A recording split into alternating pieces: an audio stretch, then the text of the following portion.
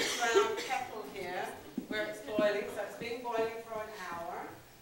And the next thing we want to do is cool it down very quickly. That's very important to get it to cool down quickly, because as it's cooling down, that's the time that you could get some contamination. You know, the temperatures are just sitting there for a long time, cooling down. So if you have this fancy tool here, it's called a wort chiller. That's lovely. You can make them yourself, or we sell them anyway for not much more than what you can make them. If you don't have a wort chiller, you want to put this pot into a tub or sink of ice water. If you have this, you turn the heat off, you put this in, you hook it up to a garden hose, you run water through it. Usually we collect all that water because it's very, very hot. It's kind of almost boiling at first. So that comes out of this hose. None of this water or anything is touching your beer. So when you use one of these, it takes about 10 to 15 minutes. And you kind of move it around a little bit, but no splashing. You never want to splash your hot wort. Okay, so 10 minutes later, that's done. You can clean that tool in your big bucket of hot water you collected. The next thing we're going to do then is, this is our fermenter. Our primary fermenter is the bucket.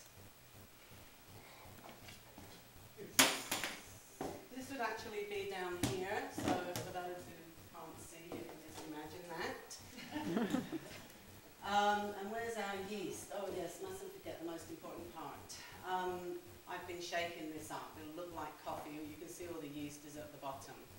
But as you're shaking it up during the process, you know, it looks like coffee.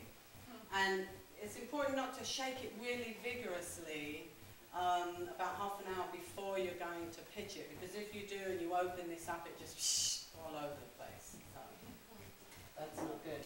If you're using a dry yeast, we recommend that you rehydrate it at about 75 or 80 degrees in about a quarter cup of water.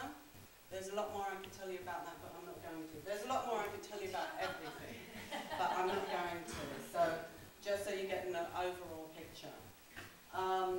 So now what we would do, and Mark's just shown me a great new tool, which I'm going to investigate and get in my store as soon as possible. It's better than the one I've got here. This is a racking cane, and I actually forgot to bring another tool with me that's a little bit more money and a little bit more sophisticated, but this is what my husband used to do years ago anyway when he first started brewing.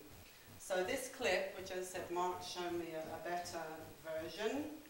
This clips on here.